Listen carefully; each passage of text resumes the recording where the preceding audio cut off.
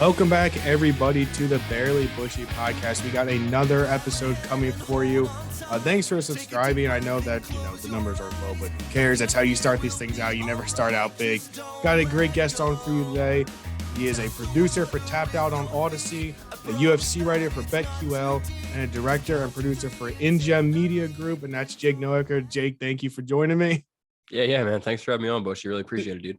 No problem. So yeah, I just fired off obviously a couple of those things, but why don't you tell us a little bit more about who you are and how you're involved with those things and what it is that you do?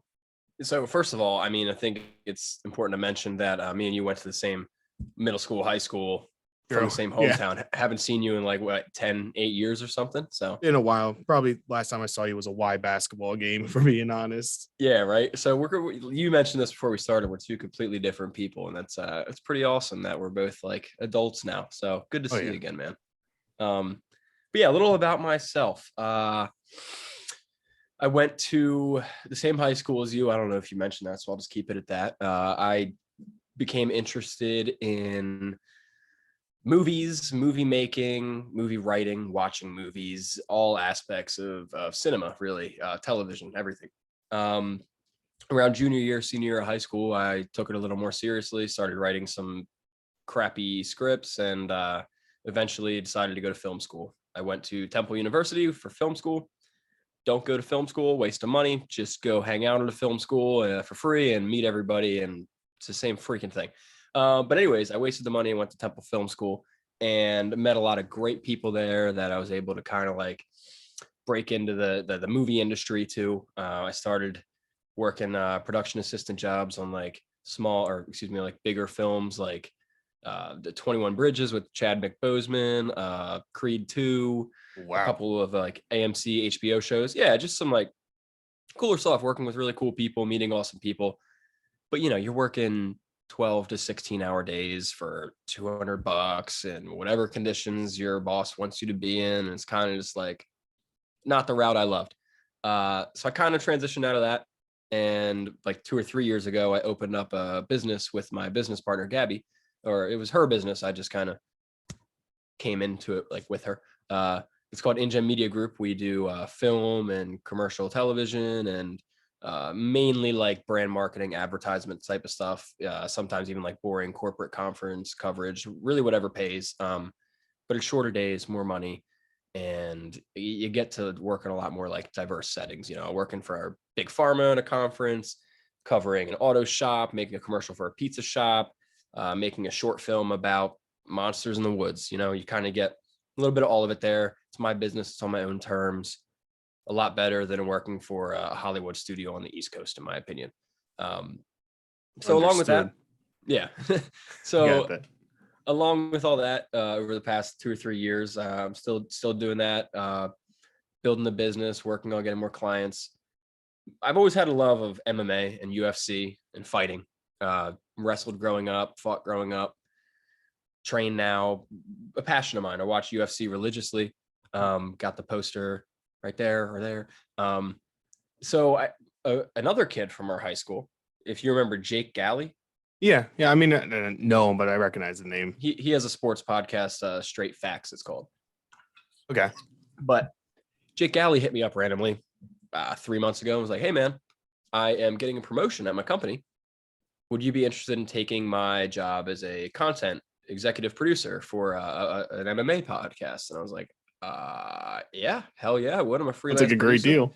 I'll take on some MMA producing work. Sounds awesome. So took over as producer for him with my two hosts, Brendan Tobin and Sean Levine. They're both Brendan's a big Miami sports guy. He's the big morning sports guy there, the Angelo Cataldi of Miami. Oh, and I got you. Yeah. And then Sean Levine's the same kind of guy for Kansas City. So yeah, we run that podcast. We talk all MMA, UFC. Our main angle is betting. So that's Saturdays, 5 to 7 p.m. On we do it on Twitch and BetQL Network and Odyssey app and YouTube, blah, blah, blah, everywhere. I post it on my Twitter and all that jazz. It's a cool show though. We have UFC fighters on. I've been interviewing some Dana White's Contender Series fighters, just trying to expand my resume in that realm and radio and MMA media. So along with that, UFC randomly hit me up, and I can't really talk too much about it yet because we have an NDA, but I'm hopefully going to be doing some work for the UFC in a similar capacity. Oh, wow. Yeah. So that's where I'm at now. I went from film to commercials, and now I'm kind of going to MMA, and I don't know. I love what I'm doing. Yeah, no, that's a cool realm. I know my uncle used to do a lot of, he's been in TV for like ever. He did a lot with Bellator, so like a lot of behind the scenes stuff with that. I know that he's connected with Dana White like a ton of times with that. So like it's I don't know much about the world. I don't watch it a ton. I'm not the type of person who will pay for it, but if it's on, it's like this stuff is exciting. I know that like they were the last group to try to do something in the middle of COVID, but obviously it got shut down. Yeah. I respect them going for that. So before kind of talking about that UFC, I do want to still kind of talk a little bit about that media group because obviously your start. I mean, in high school, this isn't like a slight to you. We were all younger, but like I wouldn't have picked you as someone who was writing scripts and doing that stuff. Me neither, man. Yeah. So like, was there like something that led to that, or was it literally just like you were watching some sort of movie and you were just like, you know what, this seems fun, or was there like always that thing anywhere it's like this writing directing thing seems cool? Like how did that all come about while you were in high school? It's such a cliche answer. Like in film school, especially when you go to film school, every other kid has this answer for whatever reason, or a similar answer. It was Pulp Fiction. If you've ever seen Pulp Fiction by the man himself, Quentin Tarantino. I haven't, which I'm sure a lot of people would probably hate me for it. But I hate you. No, you gotta watch it though, man. Great movie. I got the stuff over there, and I actually have a tattoo. I don't know if I can angle it right, but it's yeah, I'll send you a picture. It says Ezekiel. We'll believe it. Yeah, it's there. I promise. It says Ezekiel 25:17, and that's like a fictitious Bible quote, or a fictitious Bible quote from the movie that like that monologue kind of was the monologue, the moment in cinema that I was like, oh my God, this is kind of like in art. So it was literally that movie alone. I got home from work after some guys were talking about it one summer day, watched Pulp Fiction. I then watched every Tarantino movie that like night and the next day. And then I watched like every Paul Thomas Anderson, Quentin Tarantino, Coen Brothers, Scorsese, blah, blah, blah, blah, blah. I watched so many movies that summer, and it was, I don't know, changed my life. Yeah, well, there you go. All of us, we never know really. Like you look back and it's like I would have never picked me doing this. Like as someone who loves sports, which I still like do. My internship is focused on that, but it was like if you would have told me, hey, you're gonna sit down with all sorts of random people and talk to them about their lives, I would have been like, no, that's not what I would have chose. But you love doing it. Eventually, you get that passion. But for people who don't know Jake at all or haven't followed him, I know that I've seen you promoting like these smaller films that you do. If you could tell me a little bit more about those, if I correct, the one was called Lockbox and it did pretty well. I think is it considered like a student film or an amateur film? I know that I saw a lot of promotion for it. Yeah. So I'm a promotion, blood everyone's timeline with my crap, but no, yeah. So in college, I made three films. Or short films: Turntable, Behind the Counter, and Lockbox. The only one that's even worth talking about a little bit is Lockbox. That was my senior thesis film. I just kind of raised a like $15,000 budget for it and decided to make like a really crisp, nice, like little Western movie, a Western thriller. And it turned out great. It's about a cowboy in like modern day small town, probably in Northeast America. It doesn't really matter, but a real grizzly cowboy type of figure, 30-year-old guy is working at a diner, the small town diner, and a crazy shootout happens in the diner in the small town.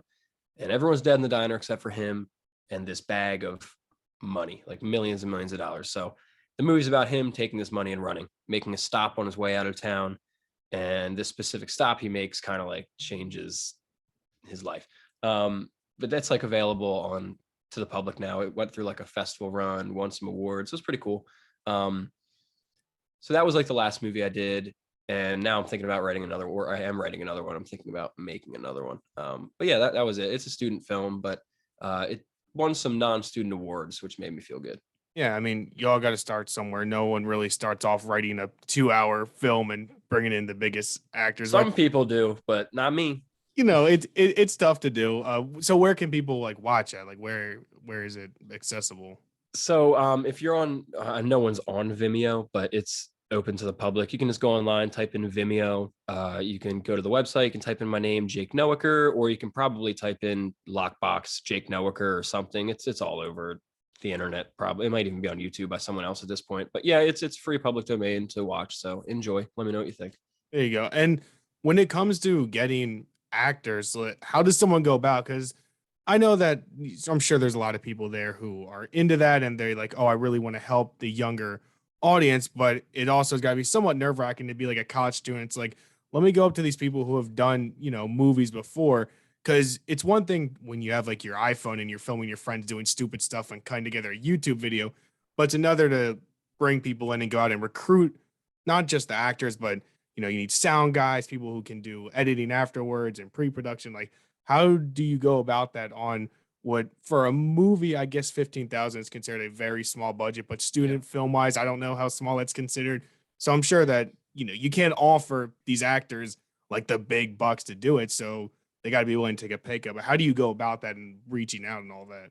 So for crew and talent, it's different. Talent being the actors. For talent, it starts out, like you said, filming your idiot friends on an iPhone and having fun. And then you get a film project and you get access to a cool camera. And then you get some friends and you make something cool. And then you're like, wow, I did a really good job. My friends just aren't actors. So I need to get actors. So then you like meet actors and you do your next one with actors that actors that you're comfortable with. And you watch it back and it's good, but they're student actors. You need to step out of your comfort zone. So for me, it was a matter of like, taking that next step, being like, okay, Jake, get serious. Let's get a casting agent. Let's get a talent agent here. Let's reach out to some legitimate actors and let's find some talent. Let's hold auditions. So for Lockbox and Behind the Counter, I held auditions through Kathy Wickline, who's like a big casting agent in Philadelphia. I got 4 or 5 or 2 random actors on Lockbox or Behind the Counter, and then 4 to 6 random actors on Lockbox. And it's horrifying being like a 20-year-old kid. Oh, I'd imagine Looking at, like a 45, 50-year-old actor who's worked with like big names and stuff, and they're coming to you working for $200 a day solely because they like your script. So like, it's a lot of pressure. It's a lot of like convincing yourself, holy crap, like I know these guys want to work with me because I am good enough. It's stuff like that. So the first 2 films, it's very nerve-wracking. By the time Lockbox came around, especially when you're like 19, it's like I have the power to tell people in their 30s and 40s what to do right now. Yeah, because you're coming off of school where it was the opposite for 18 years. So first time in your life, it's on a movie set where you got money behind you. It's scary. But Lockbox, it came together. Lockbox was the one. I did auditions, I did callbacks, I did it right, got my crew. I had a meet and greet before we even started working. I bought everyone coffee, did a photo shoot, just tried to like meet everybody. And then by the time we got in there for rehearsals for the first time, it was like I was working with my friends again. It was nothing. I'm still friends with all of them today. I talk to them all today. They're all great. Justin Schilling's now in Netflix movies and getting main roles on indie films. He's killing it. The whole cast and crew of that was great. As far as crew goes, that's where you get to work with your friends a little bit. Not because they're your friends, but because you work with people that you like and that you're comfortable with. Not like I just said, not only because they're your friends, but because you don't want to surround yourself by people that aren't dedicated or talented. And you can trust them. Like I'm sure we all have those friends where it's like, I love you and I love hanging out with you, but I don't trust you to adjust this right or to edit this correctly. Exactly. So you kind of cut some of those friends out of your work circle and you bring in new people into your work circle, and then those become your new friends too. So then by the time Lockbox comes around, you don't have to post a crew call anymore saying, hey, I need these positions. You can text people instead and say, hey man, you free this date? Hey man, you free this date? And the more you work in the industry, the more people you meet, the more talent you're going to have at your disposal. That's why I said it's a waste of money to go to film school. Don't pay for the classes. Don't pay for the philosophy of it all. Go hang out at Temple campus outside of Annenberg Hall and bring some good weed with you and be that guy to the film students, and they'll bring you on set and you'll learn everything they know and you'll meet them all and people will hit you up for jobs. Yeah. And it's one of those things people talk about all the time. Like college isn't for everybody. Obviously there's some jobs like you want to know that your doctor went to college, didn't just like sit and watch students learn. So, like, yes. There's certain things you want to know, but like you said, like even you think of child actors where they're successful or people who worked in industry, they never went to college, but because they decide to hang around and do things, and even taking up like internships. Like right now, my internship is unpaid, but I have another job, so it doesn't bother me that I'm able to learn from people without, them paying me, and I didn't have to pay to do that. It's just you're on and you learn, and that's just part of it. So he's not discouraging school. He's just saying if you're want to go into this, like, analyze all your options and reach out to people, and I don't know, reach out to Jake, say, hey, do you know anything in the industry that Totally. I could Yeah. do? The film industry, and even though I've stepped out of the film industry, even the commercial and marketing industry I'm in now, 90% of my work has and will and always has come from referrals. Someone texting me, hey, are you free tomorrow? I got your number from so and so. Need a position on set. Yeah, I'll take the job. You take the job, you meet this boss. You do a couple more jobs for them, you meet more people on set. Someone on set needs someone for their job. That's literally how it goes. You get one. I tell this to everybody, everyone who's like, hey, like their first day on set with me, they're like, hey, I like how do I get consistent work? Like how do you do that? I'm like, so you're on set today for the first time. You're gonna meet me. You're gonna meet Tom. You're gonna go meet whoever else on set. Give it a week. Someone else is gonna hit you up. All it takes is that first work text in the film industry, and the work comes afterwards. I promise you. Yeah, and I've heard people and seen people where, especially in something like media, you're gonna fail. Like I think a lot of people, especially today, who are younger, are like, oh, I don't want to go into film, or like if I act in something and no one watches it, then it's a waste of time, or like you don't want. It's like, okay, right now my podcast probably averages like 10 listeners, but like I don't care. Like Exactly. you gotta love doing it, and it's gonna eventually grow. It doesn't matter how long it takes. So I'm sure, you didn't go in 1 year from nothing to making a Hollywood red carpet movie. That's just not reality. But No, I you mean, like the first movie I made was crap. Won like one stupid fake award. Second movie I made, still crap. Won like 2 or 3 fake awards and got like 200 or 300 people to watch it. Lockbox won a couple legitimate awards. A lot of people watched it and loved it. And now I'm like starting over with this again in the MMA industry, coming off of like the highs of Lockbox to now I'm back here where it's like, oh, my YouTube videos are getting 6 views. So it's like a mental yeah. reset. I gotta remind myself, like, okay, relax, just be consistent. Yeah, and it's a humbling experience, because if you go big right away, then something does bad, and it's like, oh well, why did this do bad? As opposed to if everything goes bad, but then that one thing hits, and you're like, wow, okay, people actually somewhat care about what I'm saying and doing, which is Mm-hmm. awesome. But when it comes to movies, stuff like that, like obviously people love to know the question. It's like, who is the biggest name that you've either met with or connected with? Like, are there any people where it's like, oh, this guy's actually like met so and so? Like, are there a couple big names that you have been able to just connect and not necessarily be like close friends, but like, there are connections that you have? Yeah, I got to think about the close friend or connection part. I've worked with a lot of cool people. I would put money that none of them remember or even notice me beyond the day or two that I worked with them. But like I've worked with Jason Segel, um, Kate Winslet. I worked with for a couple days, like as her personal PA. That was cool. I worked with who else have I worked with? Sally Fields, um, Chadwick Boseman was a cool one I worked with. I worked on 21 Bridges with him before he passed away. I And like, only met you were him you able to meet him? Like, you met him? only one time. I was just a PA. That was one of my first movies Yeah. ever. I didn't talk to anybody, but one time this guy, Chadwick Boseman, it was a wrap after like a 16-hour day. Me, like 10 of the other PAs, all like college kids on our first movie, were just sitting there in the dumps waiting for the call or waiting for the timesheets to be in. We're the last ones on set. And then out of the trailer, Mr. Chadwick Boseman walks right up to us and he just thanked us all for working hard. He thanked us all for being there late. And he asked if anybody wanted to talk, hang, or take a picture with him for 10 minutes before he headed home. And to this day, I've worked with many, many actors. Like J.K. Simmons is another one, blah, blah, blah.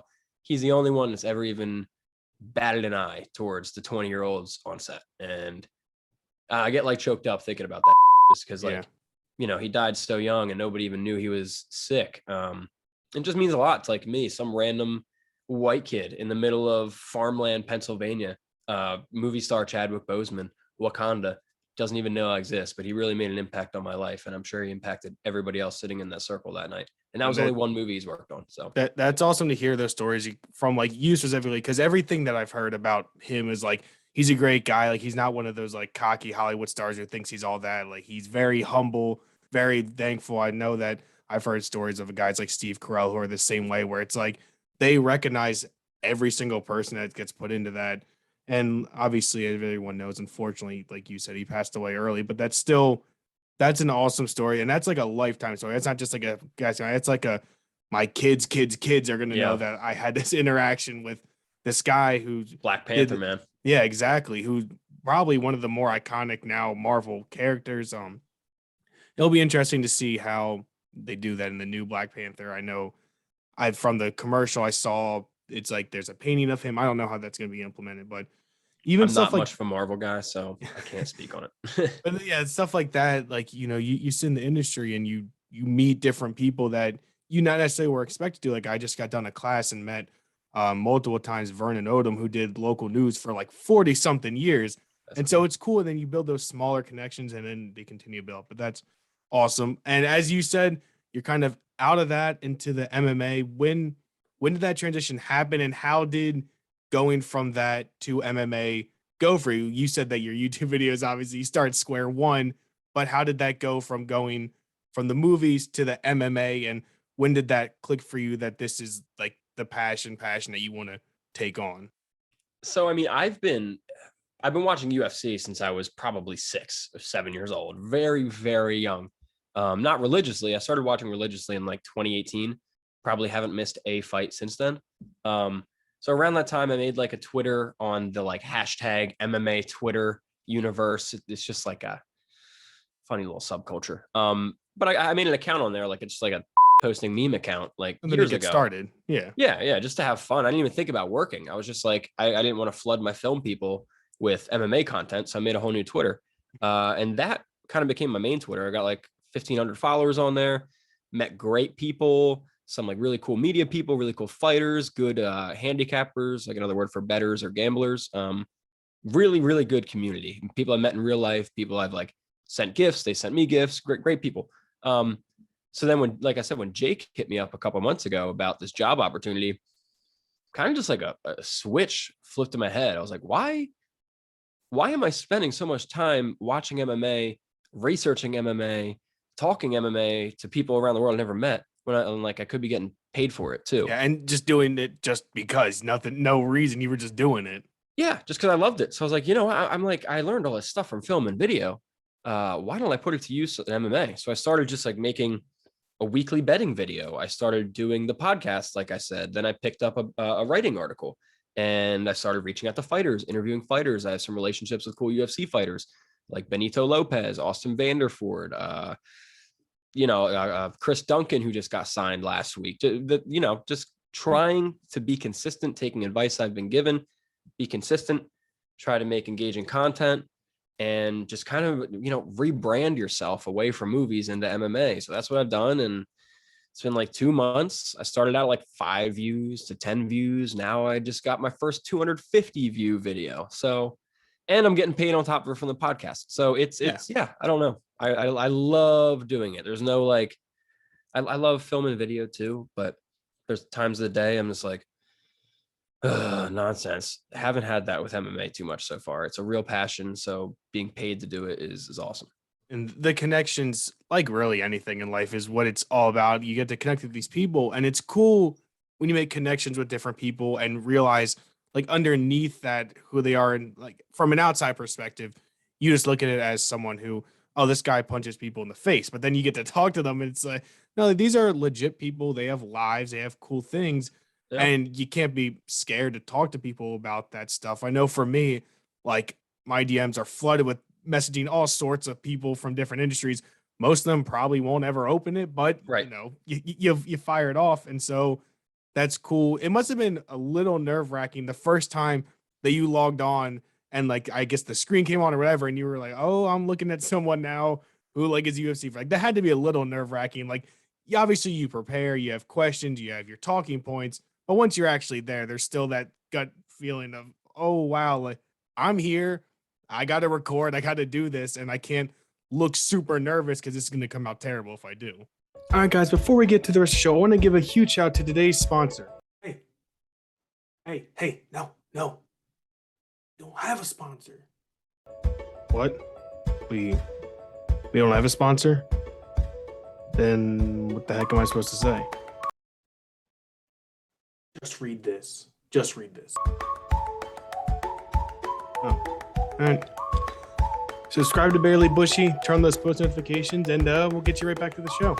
Yeah, I got lucky, and one of my good friends on Twitter, Kevin Shaughnessy, is an amateur fighter up at Pacific Northwest American Top Team. He's going to go pro, be in the UFC soon. He's great. He's on Submission Underground, stud. But I was like, yo, Kev, you want to do an interview, be like my dummy? And he was like, yeah, dude, of course. Awesome. So that was a really great experience to get, interview time in with like kind of a less stressful experience, just because I knew Kevin really well. The first time I interviewed a random fighter was it was Charles Guthrie, who is a King of the Cage champion. He's an amateur fighter. He's also going to go pro soon, probably be in the UFC.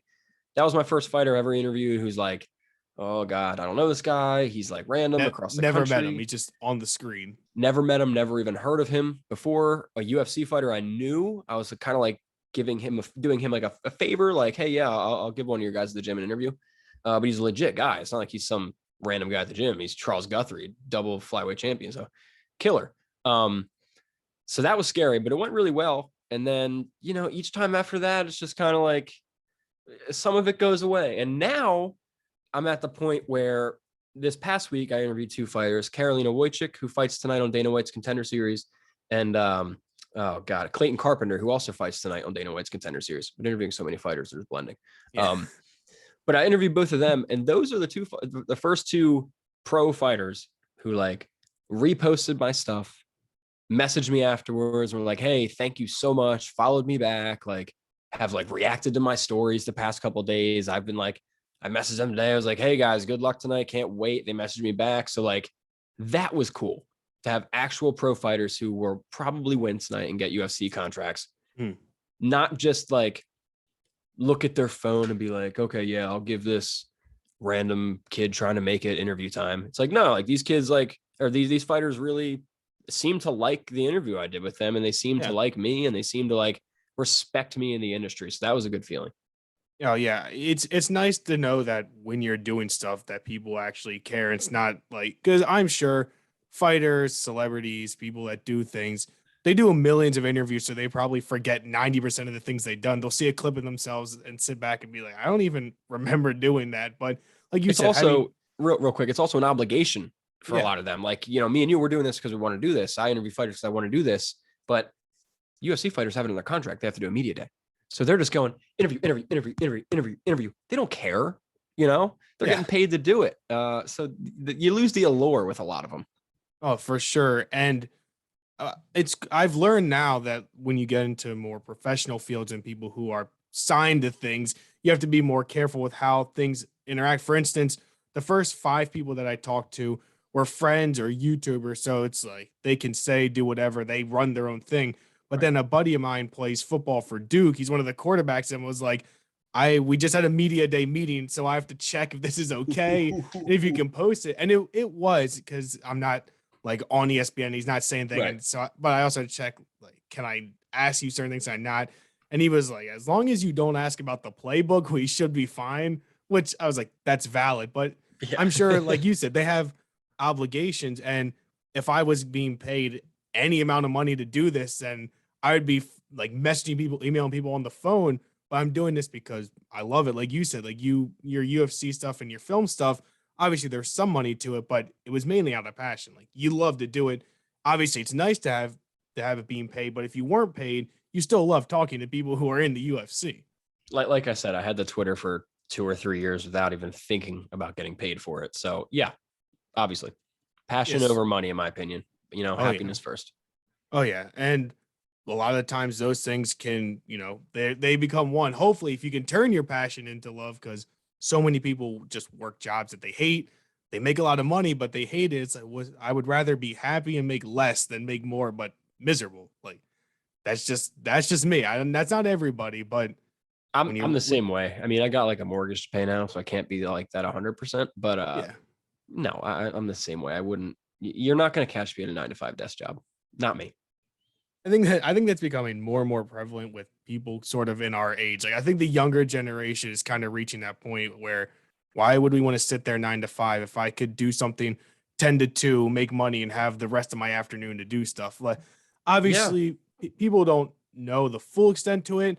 Like they'll sit down and see, I don't know what this will be, 45 to 50-minute video on YouTube, but a couple weekends ago, it took me 14 hours. So I was editing a couple videos, so some of this stuff is a labor of love too. You love doing the UFC talking, but before and after isn't exactly just sit down, record, and upload. No, People I got to mean, understand that. I got my notes right here from yesterday, and I got to turn into an article. I got 2 videos I got to edit after this. And I mean, yeah, it's content I enjoy doing, but you're still sitting at your computer like Control C, okay, Command Z, blah blah blah. Yeah, it's work. Oh yeah, and so one thing that I don't, I understand the betting world, but when it comes to UFC stuff, I'm like not knowledgeable. How is that determined? Like I understand if the Eagles play the Lions week 1, the Eagles will be favored by probably 6.5 points or whatever, and be like most likely plus 230, something like that. I understand that, but how is that factored in with UFC? Because it's so different because it's one-on-one fighting. There's not team stuff. I guess there's rounds and knockouts, that stuff. But talk to me just a little bit more about how the betting world of UFC comes in, which I would imagine is an ever growing field betting on UFC. Yeah. So before I started the MMA podcast and stuff, I was an MMA handicapper. Like I said earlier, handicapper is another word for like an independent bettor or gambler. So I had like a decent following of people tailing my bets every week. So I consider myself pretty knowledgeable in that aspect. MMA betting is great. It's my favorite sport to bet because no matter what the odds are, the fight's a 50-50 chance, essentially. Obviously, Khamzat Chimaev is going to destroy Nate Diaz in a few months. That's why he's at minus 1,200. But Nate Diaz could still clip him with that one punch. It's not like a football team where you have 53 guys going against 53 guys. You got 1v1, anything can happen. So that's why I really like betting it. Common lines in fighting, money lines, obviously. One fighter, another fighter, minus 100, minus plus, underdog favorite. Then they'll do method victories, which will be like fighter A by knockout, fighter A by submission, fighter A by decision. You can get fancier and do like fighter A by knockout, TKO, or decision, stuff like that to get the odds closer. You can do over-unders. So like, I think this fight's going to go over 1.5, meaning I think it's going to go over 1.5 rounds, or the under 2.5. It's not going to last 2.5 rounds, stuff like that. You can also bet this fight will end in a knockout, no fighter. This bet will end in a submission, no fighter. You can do parlays, which are my favorite. Throw like a minus 200 favorite with another minus 200 favorite. Bam, you got a plus 120 parlay. Stuff like that. It's all similar to other sports in that respect. There's no like points over under because there's no real points in MMA except on the judges' scorecard. But otherwise, it's pretty similar, pretty standard. I get that. And have you had any? We don't need to know the numbers, but have you had some decent, like unexpected big hits in your time? Oh yeah, I hate it, but both times Dustin Poirier beat Conor McGregor, well, I won a lot of money.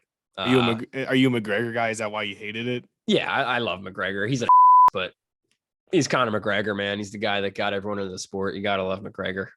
But I have a thing called heart insurance. This is a good one to note. So heart insurance is I bet against all of my favorites. I bet against Conor every time he fights. I bet against Max Holloway every time he fights. I bet against the Eagles. I bet against the Sixers. Why? Because if the Sixers lose in Game 7 of the finals, if the Eagles lose the Super Bowl, if Conor McGregor gets knocked out by Dustin Poirier, I'm going to be sad. I'm going to be sad for a week and a half, 2 weeks in a slump. I'm a big sports fan, big Philly sports guy. I get that. Exactly. You get it. Oh, yeah. So why not soften the blow? Why not throw $5 on the Patriots in the Super Bowl? If the Eagles win the Super Bowl against the Patriots, if the Eagles win week 1 against the Lions, I'm going to be happy. If I lose $5, I'm not even going to think about it. But if I lose, that $5 turns into $10 and I'm a little bit happier, heart insurance. Yeah. No, that makes sense. And you're not those people who just willy-nilly throw out. It's like, I can bet $1 million on whatever. It doesn't matter. You don't got that money. But I get what you're saying. It's Eagles win or I lose $5 or I get $10. It doesn't matter. I mean, it's a little bit more than $5 or $10. That was just my example. Fair enough. Fair enough. We don't need to know the exact numbers. But no, so where do you see where you are now? How do you see that growing? Where do you see the YouTube, the channel going? Is this you sound like you sort of going, like you said, we don't need to know the details. I'm not obligated to ask about your UFC stuff, but where do you kind of see the future for this and for you and for really the sport going? Because it seems like from someone who's not really into it that I'm seeing more and more promoting, more and more shows. It seems to be growing, which is funny because I don't know, Dana White gets a lot of hate for a lot of different reasons. Dana's the man. Yeah, which I think most of it is a little whack and not fair to him. I respect what he's done with the sport, although I don't watch a lot, but it's a growing sport. So where do you see what you're doing, and then where do you see the sport sort of going from here on out? So starting with myself, because that's more short term, I guess. I want to keep doing what I'm doing, producing consistent content, interviewing fighters, working on growing the audience for my podcast, working on growing the viewership for my article, working on keeping my bets flowing and going correct so the people that tail me can also win money, stuff like that. I want to turn that into more freelance producing jobs. My end goal here is to transition out of film and video and into MMA. That's going to happen full time. Ideally, yes, unless if it's like a passion project that I'm helping a friend out with in film and video. I'm not a long way, but I'm not at a point where my income in MMA is matching my income from film and video. So, for example, tomorrow I have to drive to New York for a film and video job, which is great. But in a year from now, I'd like to not be saying that, So that's what I'm working on short term. Hopefully more MMA media companies will notice my hard work, notice my potential, and bring me on for another freelance type of job, whether it's as a host or an analyst or a personality or a producer, something along those lines. I'm just going to keep growing the MMA until I can match and beat film and video. For the sport, I don't know if this is a bold take. It's not a bold take with the people I talk about, but it might be a bold take to you and your audience. MMA is very close to surpassing boxing in viewership. It's not right now. Right now, it's not even close. Right now, it's like a million pay-per-view guys for MMA is huge. And like the big boxing events, they're getting way more than that. I think in the next 2 or 3 years, that's going to like real quick out of nowhere flip. I think UFC I don't think it's going to happen in 2022. I don't think they have enough room for money fights to be scheduled, but I think 2023 and 2024 for the UFC, it's going to be a huge year. I think Conor McGregor is going to have some action. Paddy Pimblett is going to have some action. Sean O'Malley is going to have some action. Usman's going to continue his reign. Adesanya is going to continue his reign. I just think the stars are starting to align for this era of like new stardom in the UFC. So I really, really think UFC is going to raise that stock. They've already been bumping pay-per-view prices. They're bumping their ESPN prices now. They're starting to notice what's happening. Their viewerships are consistently going up. Everyone's followers, like fighters' followers, are kind of like crazy when you look at like some like Joe Schmo in the prelims compared to like Devontae Smith on the Eagles. Like, whoa, how does Karolina Wojcik have 58,000 followers? Like, yeah. How does the UFC, if you don't believe me, UFC has more followers on Instagram than the NFL. Really? That blows my mind. I'm actually gonna check that right now as you're, Yeah, because I would. I mean, then again, I guess it somewhat depends on your circle. Not a lot of my circle is that into it, but in a general sense, if you ask the general public, would you sit down to watch a UFC fight? They'd say no. It's like, would you watch an NFL game? They'd be like, yeah, I might consider. Maybe I'll go out for one. I think Dana's working very hard on making it more mainstream. As he put it, he wants the soccer moms to tune in. You're right. It's like almost 10 million more. I guess it's because it's international. NFL's only America. UFC is international. There's 770 fighters from I think 68 countries or something like that. But still, that blew my mind when I found that out. Yeah. And so do you attribute that to the globalness of it? Do you attribute it to the names, that specifically UFC over boxing? Because when you think about those two, if you were to just throw those names down and ask anybody to name people, it'd be like Mike Tyson and so Muhammad Ali. Like the first thing that come when you say fighting, and then if you ask me to name a UFC or boxer, the first thing that come to my mind would be Tyson Fury, which is a boxer. So what do you attribute that growing to? So the way I look at it, boxing has been in the same formula for 60, 70 years. They have 2 or 3 stars, heavyweights at all times who are bringing in fights and a couple other little names, right? Like right now it's Tyson Fury, Deontay Wilder. You got what is Gervonta Davis? I'm not a big boxing fan. Yeah, I say the two names that you Tank named were the only Davis, ones I know, and I know Tyson Fury dominated Wilder every time I've watched. So right, and then there's like Ryan Garcia. So boxing, in my opinion, doesn't have enough stars. They never have, but they never needed them. There's always been like 2 or 3 big boxing stars at a time. UFC's been the same way up until now. UFC's always been like, okay, Conor McGregor, Ronda Rousey, Brock Lesnar, great. George St. Pierre, Michael Bisping, whoever else you want to call it, great. That's changing now. Now they have Conor McGregor, Paddy Pimblett, Sean O'Malley, Israel Adesanya, Kamaru Usman, Francis Ngannou, John Jones. I'm just going off the big follower names. There's probably more than this, like Kayla Harrison, Amanda Nunes. There's huge names in MMA to the point where it's like each weight class is going to have a big star soon. And that is, how many weight classes are in UFC? I think there's 8, 9 weight classes in the UFC. That's 9 1 million pay-per-view buy stars. That's huge for the sport. Boxing doesn't have that. Yeah, that's a lot. And like, I guess that's valid because I'm not a big UFC person, but I recognize most of those names that you riled off. And I mean, I couldn't tell you what their records are, what weight class they are. You don't even have to know what they look like, but you've heard the names. I'm pretty sure that Patty's a dude with like the blonde bowl cut. That guy. But I've heard stories that like that dude is like nasty, like in the octagon when he fights. The dude is ridiculous. I don't know anything about him, but I've heard he's more hype than skill. But he's a lot of hype. And that's like the UFC is growing him right. They've had his last 2 fights in Britain, in London. Brilliant. They're growing the stars. And like a lot of people are saying he's the next McGregor. I don't necessarily think so. But even if he is, or even if he's close to it, McGregor's still on the roster. So it's like you got a Patty and a McGregor right now. And that's like, I don't know. I just think the UFC is really grooming a lot of stars right now. That's great. And obviously, film and then UFC stuff. This is all grown for you, and it's been a lot. So I'm just curious if there was one thing, I guess we could go 10 years back roughly. What would you tell like your younger self? Maybe one thing.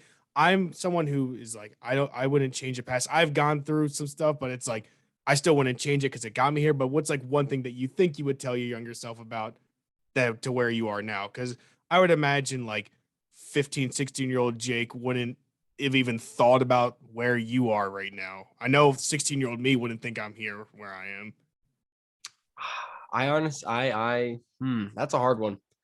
That's a hard one. There's a lot of things I want to tell myself, but like you said, I almost think I'd enjoy rather going back in time and just watching myself as a 16-year-old for an hour and just observing and laughing at myself and not saying because I don't think I don't want to change anything. I'm engaged. I'm getting married in a few months. I have a house. I have a job in an industry I love, have my own business. I'm not doing the best in the world, but I'm doing pretty great and I'm happy. And 16-year-old Jake living the life he lived with all the BS he's done and mistakes he's made and whatever other lessons he's learned. He turned out all right. So I don't know if I change anything, man. I don't know if I tell me anything different other than just keep doing your thing, man. Just like, hey, stay the course because this is where you end up at.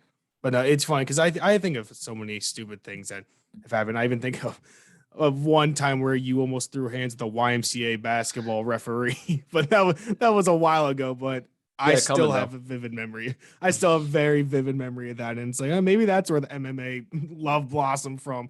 Trying to fight a YMCA referee to here he is now. It's the grudge. It's fueling my fire to this day. Exactly. And then one day, you step to knockdown. You're like, all right, old man, lace up. We're settling this 20-year-old beef. No, that was funny as hell, man. That was for those who don't know, which is, I guess, pretty much everyone watching, unless you're from our town. Excuse me, it's broke right in the mic. I was coach of a YMCA basketball team. I was like 18, coaching a bunch of 14 and 16-year-olds who I was all friends with. It's a great time. We were in the championship game. And for whatever reason, man, this like this is 10 years removed. This is just how it was. That ref was after us. I don't know what we did to him. He was like, dude, what are you doing? I can picture the exact moment in referee too. Like I have the image in my head. Yeah, I just remember the whole second half of the game. I was just like, what? And like my whole team was like, what do we do? I was like, I don't know. Eventually I was just like, dude, enough. I asked him, I said, are you going to call a fair game? And then he said like, I don't remember what he said. He said something so rude. And then my 18-year-old self flipped on the bird, obviously. But dude, like this 60-year-old guy just got, I remember he chest bumped me, got right up in my face. Everyone was like, wow. I remember, I think he said like you ready to go? And it was like, dude, you're like 50, 60. And I was like, Jake no, is an 18-year-old. Yeah, I was like, I'm not fighting you, guy. No, that was funny. I was never allowed to coach in that league again. But yeah, just going off of that, I was, this, you were younger than me. So I don't know what your perspective of me and my idiots friends were, but I'm friends with them all today and we're all doing great. But we were idiots in high school. We were like that group of kids you like saw walking down the hallway and you're just like, oh my God, dude, these kids suck. Like, so sorry, everybody I went to high school with, but we grew up a little bit. Yeah, I say the same thing. Like, I just at my brother's graduation in June, like apologized to a teacher that I misbehaved for. But like, to be completely honest, if you would have told 17, 16-year-old me, hey, years down the road, you're going to talk to like Jake Noecker on a podcast, I've been like, nah, like, I don't like that Same. kid. Like, if we're being honest, I would have been like, there's no way. Yeah, I was a in high school just because I was bored and all my friends had ADHD and OCD. And that's just what happens when you throw a bunch of those kids in a classroom. But, everyone's a kid. Everyone does their stupid stuff. I like to think I was always a good person, even if I was an idiot. I don't know. Everyone's an idiot. Hindsight's 20/20. Your kids are going to be idiots. My kids are going to be idiots. Oh, yeah. It's just how it is, man. We all grow up. Exactly. But before we head out, where can people find you, your projects, your shows? I'm sure you got all sorts of Twitter, Instagram links that I'll have to edit in above and below you, but that's no worry. But yeah, like fire off. Where can people track, I guess, your UFC stuff, you personally, your projects, and where can everyone track those things? Yeah. So, first of all, I'm Jake Noecker at Jake Noecker. If you'll put that below, I won't spell it, but it's how it sounds. Yeah, on Twitter, that's Instagram. I'm at Jake Noecker. On Twitter, I'm at Jake Noecker MMA. That's where I am most active. I post pretty much all my interviews, all my videos, all my bets, all my predictions, all my everything on Twitter. As far as like my content goes, you can YouTube me. My podcast is called Tapped Out on BetQL and Odyssey. That's all on my Twitter too. Also on my Instagram. My movies, my short films, you can watch on my Vimeo. That'll pop up if you Google me too, Jake Noecker Vimeo. And then lastly, the company that I run with my business partner, Gabriella Megni, who is a fantastic cinematographer, is InGem Media Group. If you Google InGem Media Group, www.ingem.com or InGem. No, I was wrong. It's www.ingemmedia.com. That's where you can find all of our like work and all of our commercials and branded content and all that. But Twitter and Instagram at Jake Noecker. Yeah. There you go. We appreciate the time. Thanks for, sitting down. I know that you've got a busy schedule. He's Jake Noecker, anywhere from fighting with Y-ball coaches to Chadwick Boseman back to fighting with UFC fighters. Done a lot, but go follow him, go track shows, go get his shows and his YouTube views up. Just track his stuff. It's all great stuff, but I do appreciate the time. And thank you, everybody, for tuning in to the Barely Bushy podcast. Like I keep saying, going to try to get every Friday stuff out for you guys. People are busy, so I try to lock in their schedules weekly. If not, maybe I'll go bi-weekly. Who knows? But I enjoy this. Don't forget to subscribe. Don't forget to like the show. Appreciate the time again, and we will see you next time.